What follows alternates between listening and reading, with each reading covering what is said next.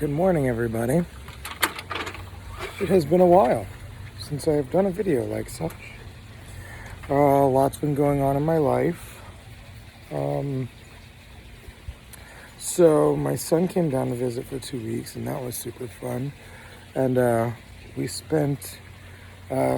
spent time hanging out and just doing fun stuff. And I didn't work, and I just spent time with him, which is something I don't know if he's ever experienced, is me taking 2 weeks off work to hang out with him. So that was really cool.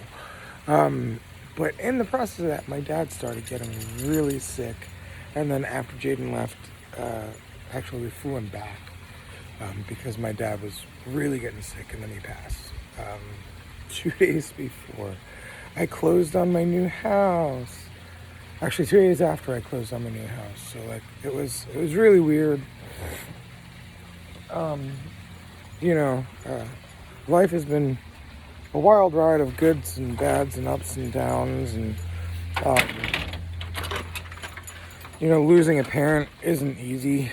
It's weird, and it's interesting to see how all three of us boys, because my father had 3 sons, how all 3 of us are handling it differently, and then how specifically different my mom is handling it, because she is now a widow.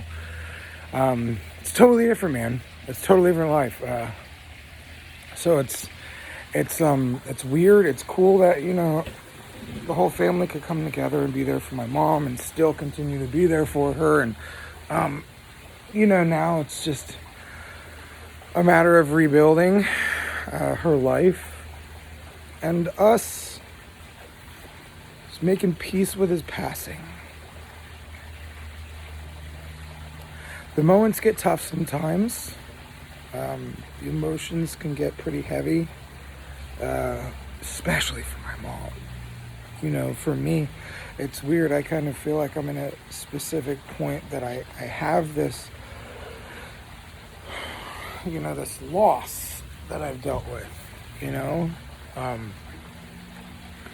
Losing my leg was something I really had to say goodbye to a piece of me. And my mom feels like she's said goodbye to a piece of her. And the thing is, she's been with my dad longer than I've had my leg. Of course, because they are my parents. She keeps saying, I met him when I was 12 years old, 56 years. I knew him 53 years. We were together. He taught me everything. He was my everything. So it's sad to watch my mom go through that. And I understand that. I don't understand it at a widowed level, and especially at a level that deep. She was, excessively in love with my father. And so now her whole life has been thrown upside down. So things are interesting. Less of an about me situation, and more of the reason why I'm sharing this stuff is because change is hard. Life is filled with change. It's difficult. It's not the most fun shit ever. But change is a catalyst for growth a lot of the times, and I keep trying to remind my mom of this, and she probably gets tired of it. But she keeps saying, I keep telling her, this is terrible that he's gone, but at the same time, he was in so much pain. He wasn't himself anymore. He hit the please pull the plug criteria on his life. He always told me and my 2 brothers, man, if I'm ever shitting myself, you better get rid of me. And he was having a hard time being the man that he always was. He wasn't there anymore. He was being. And she knows that. And she knows that by letting him go, and he made the verbal choice, I say pull the plug like he had no choice. But no, he stopped going to dialysis, and he knew what would happen at that point. But he wasn't happy with his quality of life. It had nothing to do with my mother at that point, because she did everything she could to make his life better. And so she realized that it was time to let him go, and that it's okay, and that he's happier this way. And here we are.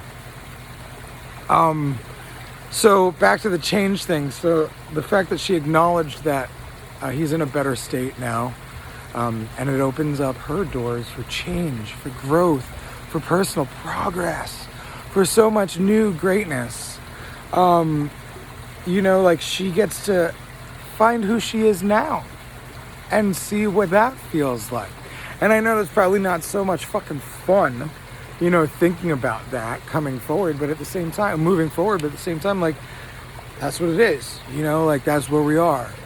And me and my brothers and our spouses are all doing our best to make sure that my mom has all the resources she needs to love, grow, progress, and feel like herself. And I think that helps us too. It gives us something to do. Like I've been moving into my house and reorganizing it and all that stuff. And it's definitely great because it's giving me something to focus on rather than my dad. Because there's nothing I can do. I've got anxiety and lack of motivation. And that's the way I've been grieving, which is weird. But I noticed with my leg stuff, that's how I grieved with that too. So I'm just taking that on as it is. So, yeah. I hope this ranting ramble was just kind of a good little toolkit to understanding things of the like of what are going on in my life. I am in no means, begging for sympathy. I have plenty of that. I've got a very great support team. Just wanted to share with you guys what I'm going through, why I've been gone for a little bit. And just give you an understanding of what my life has felt like. And if you're going through anything similar, know that it's okay. Like, it's weird because, I'm going through this loss of my father, but I got this home that I just purchased, and, I got a rad little puppy, and I got a new little Sphinx kitty, and my Mavis girl is so sweet, and like, life is moving on, and life is still awesome. But it's uncomfortable at times.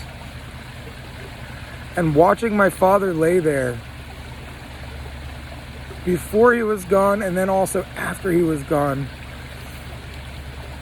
it made me realize none of this shit matters. Nothing we do on this earth matters unless it really matters on our deathbed. So if you're gonna fucking do things, make sure they matter. Make sure it means something to you in that moment, because that moment fades and nothing else is here. That moment's gone, and all you have is the memory of it and what it did to you, for the better, for the worse, or didn't do anything at all. But when we're gone, the only thing that fucking matters is that we lived a good, happy life. The only thing that fucking matters is that we took care of ourselves and others. The only thing that matters is that we loved and had understanding. Because on that bed, you do not want to be there facing your regrets. My dad wasn't a very open man. He didn't openly share any regrets with us. But I knew he was super happy that we were there.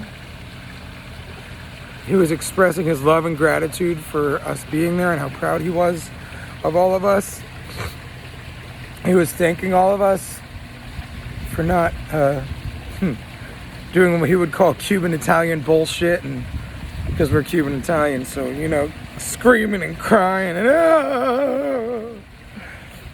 there was a lot of tears and moping and sadness, but like, it was different. It was different. Yeah.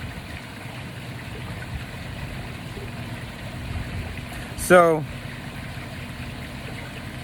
as with most of my videos, I had no purpose. No, not even no purpose, no direction. Just kind of turned the camera on and spoke. I spoke a little bit long today. So thanks. Thanks for listening, if you made it this far. I know it's a lot to make it through. But so is life. If you could make it through life peaceful and comfortable limited to zero regrets, and proud of all your decisions. I believe that's the life that we've all been intending to live. Love you guys. I'm rad and so are you. Have a great fucking day.